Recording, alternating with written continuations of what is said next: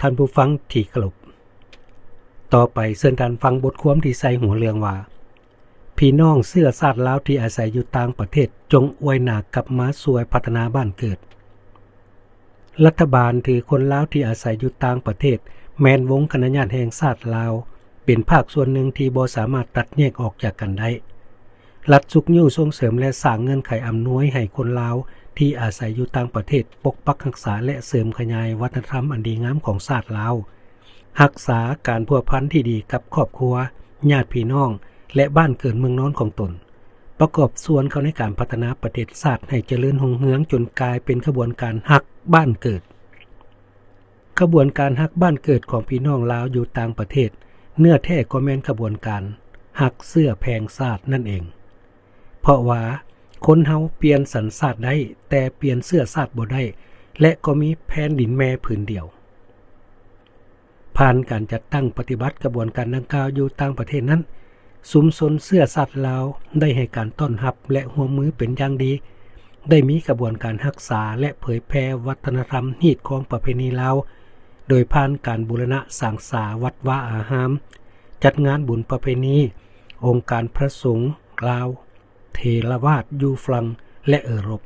ได้รับการสั่งตั้งขึ้นอย่างเป็นทางการขบวนการชาวหนุ่มเสื้อชาติลาวเรียนภาษาและศิลปะวัฒนธรรมลาวกำลังแพร่หลายขบวนการโฆษณาเผยแพร่วัฒนธรรมลาวโดยผ่านช่องโทรภาพหรือสื่อสังคมออนไลน์ของพี่น้องเสื้อชาติลาวได้มีชีวิตชีวาฟุดฟื้นขบวนการระดมทุนมาปลุกสร้างโรงเรียนและพื้นฐานของลางอยู่บ้านเกิดได้เพิ่มขึ้นหลายองค์การจัดตั้งทางสังคมของคนเสื้อชาติลาวอยู่ต่างประเทศได้รับการปรับปรุงใหม่เช่นองค์การสัมพันธ์คนลาวอยู่ประเทศฝรั่งองค์การฮักบ้านเกิดอยู่สหรัฐอเมริกาลูกหลานเสื้อชาติลาวอยู่ต่างประเทศได้สมัครใจมาแข่งขันกีฬาระดับสากลในนามสาธารณรัฐประชาธิปไตยประชาชนลาวท่านเหียมพรหมจันทร์รองประธานบประจำการหัวหน้าคณะที่ปรึกษาเวียกงานพัวพันคนเสื้อชาติลาวอยู่ต่างประเทศของศูนย์กลางแนวลาวสังชาติได้มีคำเห็นต่อกองประชุมใหญ่ผู้แทนแนวลาวสังชาติทั่วประเทศครั้งที่12ระหว่างวันที่18ถึง29เมษายน2026อยู่ที่หอประชุมแห่งชาติว่ารัฐบาลได้พันขยายบรรดานโยบายต่อพี่น้องเสื้อชาติลาวมาเป็นนิติกรรมเช่นดำรัสว่าด้วยวีซ่าดำรัสว่าด้วยการมาอยู่ลาวถาวรขอตกลงว่าด้วยคู่ร่วมงานอยู่ต่างประเทศศูนย์กลางแนวลาวสังชาติหลายนโยบายกำลังได้รับการค้นคว้าอย่างตั้งหน้าเพื่อหันมาเป็นนิติกรรมต่าง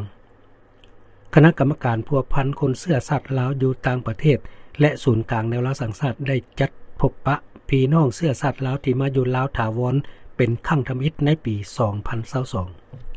2022กองประชุมพบปะพี่น้องเสื้อชาติลาวครั้งปฐมฤกษ์ภายใต้หัวข้อฮักบ้านเกิดได้จัดขึ้นในปี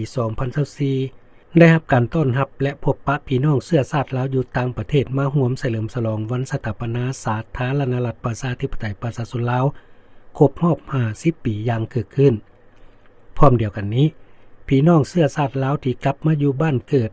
ได้เป็นแบบอย่างในการดำรงชีวิตการลงทุนและดำเนินธุรกิจต่างๆพิเศษพี่น้องเสื้อชาติลาวจากสหรัฐอเมริกาด้วยจิตใจฮักบ้านเกิดได้สร้างตั้งสโมสรบ้านเตะเยาวชนลาวและได้สร้างชื่อเสียงอันดีให้ประเทศชาติในเวทีโลกในต่อหน้าศูนย์กลางแนวลาวสังชาติจะสืบต่ออยู่แห่งการจัดตั้งปฏิบัติ4โครงการของตนคือโครงการค้นคว้านโยบายต่อพี่น้องเสื้อชาติลาวเพื่อเสนอเป็นนิติกรรมโครงการนี้มี2แผนเวียกโครงการสร้างความเข้มแข็งให้เวียกงานพี่น้องเสื้อชาติลาวอยู่ต่างประเทศมี3แผนเวียกโครงการต้อนรับพี่น้องลาวจากต่างประเทศเข้าร่วมการสร้างสาบ้านเกิดมี4แผนเวียกและโครงการสร้างความเข้มแข็งให้คู่ร่วมงานอยู่ต่างประเทศของศูนย์กลางแนวลาวสังชาติมี4แผนงานอย่างใดก็ตามขบวนการฮักบ้านเกิดจะประสบผลสำเร็จได้คนเสื้อชาติลาวที่มีบรรพบุรุษเป็นลาวทั้งอยู่ภายในและดำรงชีวิตอยู่ต่างประเทศต้องมีความสามัคคีและร่วมใจกันอย่างนักแน่นพร้อมกันอวยหน้ากลับมาพัฒนาบ้านเกิด ดังบรรพบุรุษเฮาได้สั่งสอนไว้ว่าไม่ลำเดียวล้อมหัวบ่ควายภัยบ่พร้อมแปลงบ้านบ่เฮืองดังนั้นจึงเรียกร้องมายังพี่น้องเสื้อชาติลาวอยู่ต่างประเทศจงเพิ่มทวีจิตใจหักเสื้อแพงชาติและจิตใจเพิ่งตนเองคุ้มตนเองและสร้างความเข้มแข็งด้วยตนเองให้สูงขึ้นบทความโดยผาตุง